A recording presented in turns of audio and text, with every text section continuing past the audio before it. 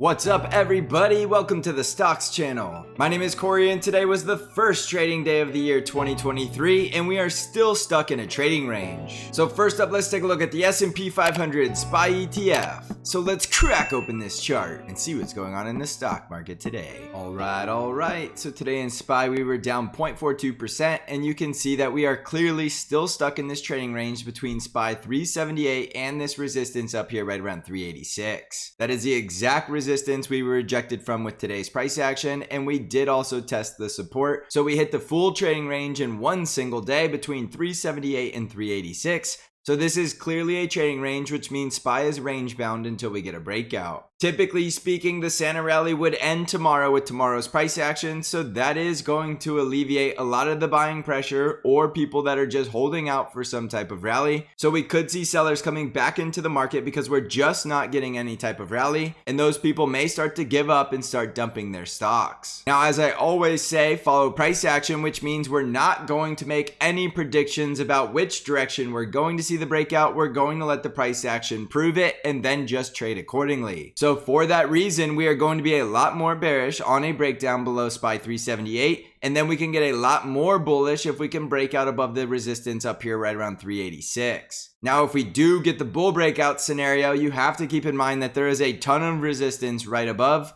So even if we do break above 386, we will have resistance right around the gap fill below 388 and this strong resistance zone at 390. If the bulls can push through all of that resistance, that will look like a lot more of a bullish breakout, but then we still have strong resistance above at 393 and 396. And as I continue to tell you, we are still in a bear market, which means we are expecting lower prices. So any rallies are only counter trend rallies of lower highs before the next lower low. So for that reason, don't get too optimistic that we're going into some sort of epic bull rally. Even if we do indeed get a bullish breakout, you still need to be very cautious of more downside while we're below this bear market resistance trend line. And that strong resistance is all the way up there right around 399 to 400. So the price action to watch for will be that break of support at 378 or that break of resistance at 386. And that should be enough momentum to break us out of this trading range. And then we should see the next leg in this market. On the NASDAQ 100 triple Qs, we were down 0.68% today. And the triple Qs are continuing from that bounce off of the previous 52-week closing low at 260. This is an extremely critical support because if we break down below this support, we will likely start liquidating a lot of long positions that have that as their stop loss,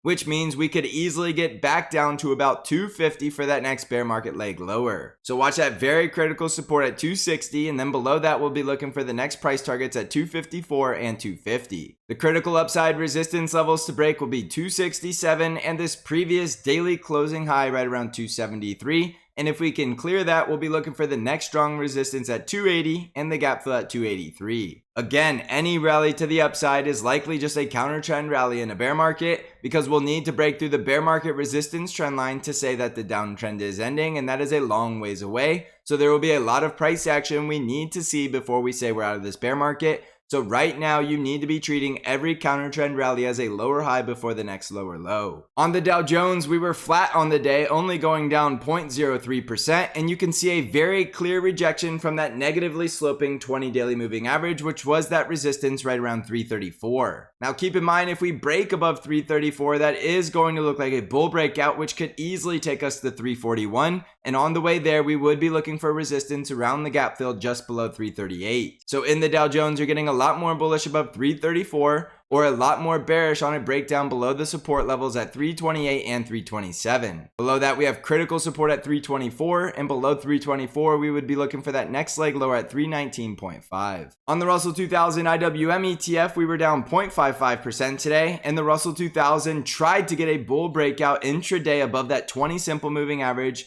but that resistance around 176 was way too strong, and we did get rejected all the way back down to support around 172. So you can see the small caps have a very similar trading range as SPY. You're waiting for the bear breakdown below 172 or the bull breakout above 176. Above 176, we'll be looking for resistance at 178 and the gap fill just below 179. And on a bear breakdown below 172, we will be looking for a retest of the bear market lows around 167 and then 163.8. On the ARKK ETF, we were down 2.5% today, and ARKK saw a rejection from that negatively sloping 13 EMA, which is that resistance right around 32. We're back down below 31 and did test that support right around 30. But if we break through that support at 30, we will be looking for the next bear market leg lower in the ARKK ETF down here at 28.37. The next bull breakout will require a break above 32.7, and then we will be looking for that gap fill at 34.42. On the VIX, we were up 5.68% today as we see the VIX did gap up, but intraday we did see the VIX giving a lot of it back, and it does appear that it is trying to fill the gap to the downside at 22.4. Overall, this is going to remain a volatile bear market while the VIX is above 20, but the next volatile breakout will be a VIX spike back over 24, which means we could see that next bear market leg lower. However, the VIX seems to be stabilizing between 20 and 24, so that's going to be the trading range in the VIX that we want to wait for a breakout, with the bulls wanting the VIX back down below 20 and the bears wanting to maintain the VIX at elevated levels, trying to spike fear back into this market. On Bitcoin, we're currently flat, trading just below the negatively sloping 20 daily moving average at 16,730, and that is going to be a strong resistance because if we can break above that, we could make another run back up to 17,550. Above that, that will be a bull breakout that could take us back to 19,000, and the critical support remains the support down here right around 16,000.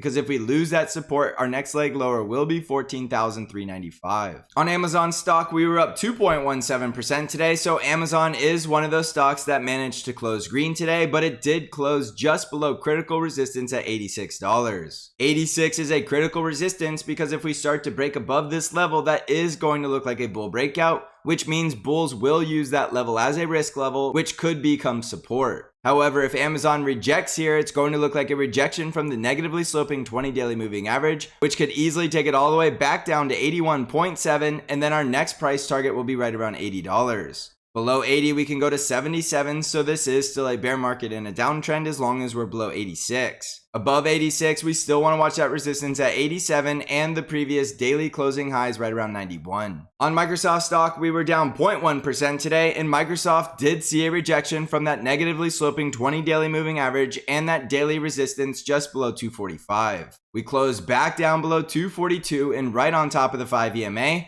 so there is a possibility there could be support at the 5 EMA right around 239. If we break below that, we should come back down to retest support at 234, and then below 234, we should easily close the gap at 228. Bull breakouts at this point will be a close above 245 and then a close back over critical resistance at 252. On Nvidia stock, we were down 2.05% and Nvidia continues to close below all of the moving averages as the bear trend continues to build up momentum. The next bear breakdown in Nvidia will be a breakdown below 141 for the next price target to the downside at the support at 133. The resistance to watch for to the upside is 146 and 156, and above 156 we could make another run for that resistance around 166. On Tesla stock, we were down 12.24% as this stock is anything but boring because today we put in another high volume selling day and the volume did exceed all of the previous high volume days that we saw last year. This stock did gap down below 120 and close near the low of the day, and we did hold that critical support at 107, which if you watch the analysis on Tesla stock, that is a very critical weekly support because if we break that, we're very likely going to 94 in a hurry. So watch this extremely critical support at 107 because if that level starts to break down, we will be going even lower.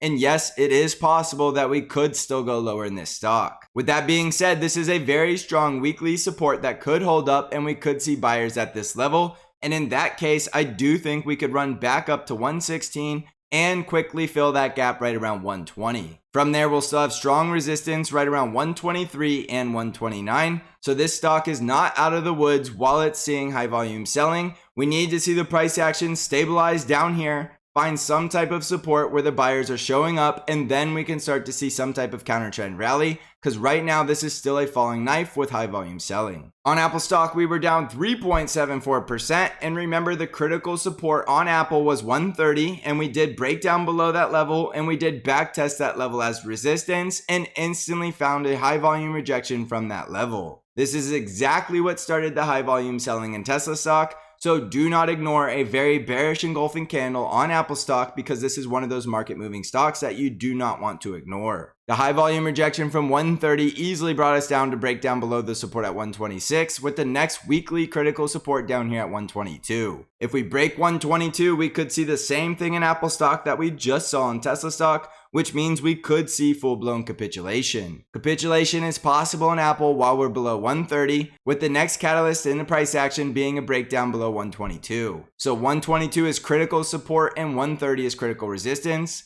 And if we can break above the resistance at 130, we still have strong resistance around 133 and 135. On the financial sector, we were up 0.35% today, and it does appear the financials did get the Santa Claus rally all the way back up to fill the gap, and they're right here at the strong resistance now at 34.6. The industrial sector was up 0.21% today, still trading below that resistance at 99, but on a break above that resistance, we should be able to close the gap at 100. The healthcare sector was down 0.29% today, still finding support at the 50 EMA, and you can stay bullish as long as we're above 134, with the next resistance up here at 137. The energy sector was down 3.51% today, with the price action breaking back down below all of the moving averages, and there is going to be critical support down here at 82.6. The next resistance the bulls need to break is going to be this level right around 86.5 and the previous closing high at 88. So jumping back over to the SP 500, without a doubt we are stuck in a trading range, which means we're not going to know the next leg in the market until we see the price action breaking out of this range. Watch that critical support at 378 and that critical resistance at 386. So you either need to trade the range between support and resistance or wait for the breakout and then get ready for the next leg in this market. We're still in a bear market going into this brand new trading year, so we're going to continue to expect lower highs and lower lows until we get a confirmation of a breakout of this downtrend. Also, don't forget I have Bank Trade Alerts, which is an algorithm-driven trade alert service that only trades the ETFs TQQQ and SQQQ